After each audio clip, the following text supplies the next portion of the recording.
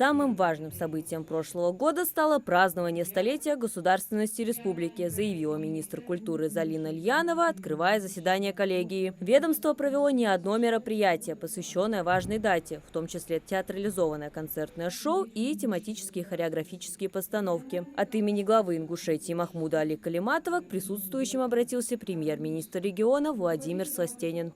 Много уделяется развитию, и вот сегодня в этом ДК мы находимся, который фактически возрожден из пепла. И сегодня мы открыли новую выставку художника Казбека,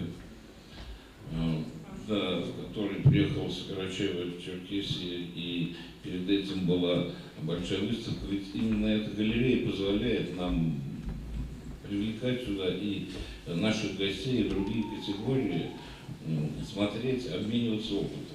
Минкультуры в 2024 году реализовала на высоком уровне все крупные проекты. Что тоже важно, прошлый год по указу президента России был посвящен Году семьи. Многодетные семьи смогли бесплатно посетить различные культурные мероприятия. Отдельное внимание уделили программе просвещения молодых людей «Пушкинская карта». Количество проданных билетов составило 20 875.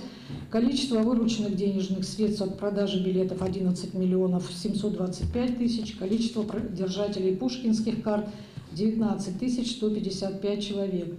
Важными являются мероприятия в поддержку участников СВО и членов их семей, концерты, выставки и вечера памяти. Проводится работа по сохранению и развитию межкультурных связей, укреплению взаимодействия с теми, кто живет за пределами республики. Вовлекается в культурную жизнь и население с ОВЗ. Учреждениями культуры регулярно проводятся благотворительные мероприятия для данной категории зрителей. Спектакли, концерты, кинопоказы, а также устраиваются мероприятия с участием непосредственно инвалидов в круглых столах, литературных конференциях, тематических вечерах. Образовательная деятельность Минкультуры включает широкий спектр специализаций. Оказывается поддержка и ребятам, которые обучаются в образовательных организациях культуры. Согласно указу главы региона, в прошлом году было учреждено 17 стипендий в размере 5700 рублей. Развиваются в республике и библиотеки. Все 49 имеют доступ в интернет, а совокупный фонд региона составляет на сегодняшний день 705 000 документов. В библиотеке республики поступило 35 000 новых документов. Обновляемость фонда в целом по региону составила 4,9% и приблизилась к норме в 5%. Ингушетия идет ногу со временем. Именно в республике было создано самое большое количество модельных библиотек в сельской местности по нацпроекту «Культура». За это достижение министр культуры России Ольга Любимова передала грамоту региональному ведомству.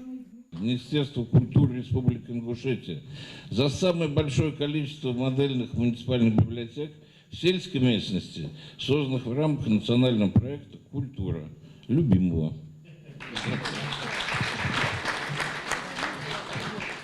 А в этом году еще 2 ожидаются. Проходит в республике и множество выставок, посвященных различным темам, в том числе специальной военной операции. А благодаря поддержке федерального Минкультуры удалось решить одну из важных проблем – оснастить новейшим современным оборудованием единственную в республике художественную галерею. В выставочных залах установлено световое, экспозиционно-выставочное, мультимедийное и звуковое оборудование. Фондохранилище оснащено современным фондовым оборудованием для хранения фондовых коллекций, живописи и предметов декоративно-прикладного искусства.